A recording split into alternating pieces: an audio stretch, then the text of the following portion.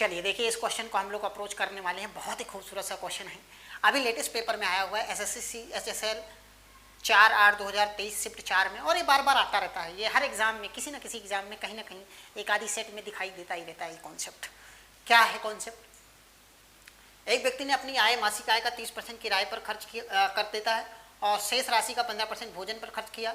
अब बची हुई राशि का 35% अन्य खर्चों के लिए उपयोग करता है। यदि उसके पास अभी भी 1,62,432 रुपये 35 रुपये बचे थे तो उसकी मासिक आय बताइए। तो बस कुछ नहीं करना, रिमेनिंग पार्ट है।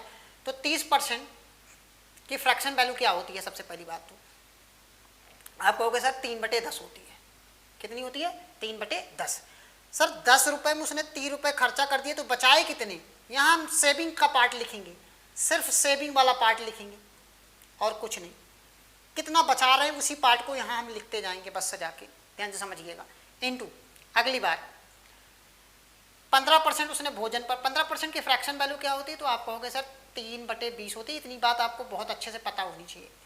मतलब सर 20 रुपये वाली चीज़ को उसने 3 रुपये खर्चा कर दिए तो 17 रुपये बचा लिए होंगे। यहाँ सेविंग वाला पार्ट लिखेंगे, मैं बार बार कहता हूँ सेविंग वाला पार्ट लिखना है आपको। इनटू फिर से वो 35% खर्चा करता है, 35% फ्रैक्शन होती है 5 7 35 7/20।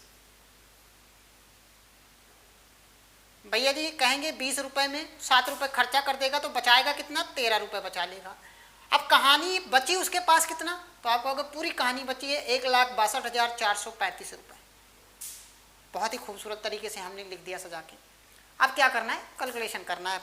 अब 13 से काटते हैं पहले। 13 इकन्नम 13, 3 बच जाएगा 32, 13 दूनी 26, 26 6 64 हो जाएगा।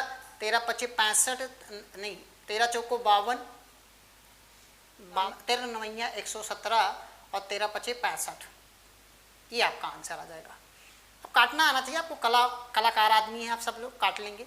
आप देखो उसको 17 से काट लेते हैं। 17 छक्का 17 सत्ते 17 सत्ते 119, सत्ते 119, 5 बचे 49, 17 त्रिक 51, 8 17 पचे 85। फिर 7 से काटेंगे तो 7 इकन्नम 7, 7 पचे 35, 105 आ जाएगा।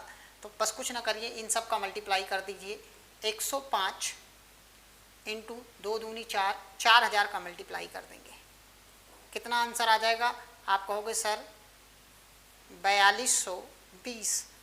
0 0 चपकाते जाओ, ज़्यादा नहीं चपकाना है, जितना चपकाना चाहिए उतना ही चपकाना है। क्लियर है क्या सभी को?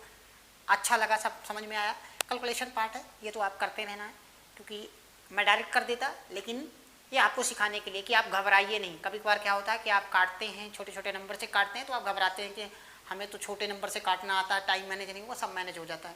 पेपर में ऐसा कुछ भी नहीं बन के आता है जो आपके लेवल से ऊपर हो लेवल, समझ रहे हो नहीं? पेपर इसे ऐसा कंपाइल करके आता ही है कि आपका टाइम पर पेपर समाप्त हो जाए। एक आधी सवाल होते हैं जहाँ पे कैलकुलेशन टप आ जाती है, तो बस आपको वहाँ टैकल करना है, चीज़ों को समझना है। मैं इसको और भी तरीके हैं, लेकिन मैं बार बार कहता हूँ कि नहीं, पहले आपको कॉन्सेप्ट पता होना चाहिए। कॉन्सेप्ट अच्छे से पता है तो आप तरीका कुछ भी लगाएंगे आपका आंसर आएगा। चलिए, उम्मीद करता हूँ आपको बहुत अच्छा लग रहा होगा और समझ में आ गया होगा। फिर मिलेंगे नेक्स्ट वीडियो में, तब तक के लिए बाय बाय, टेक केयर।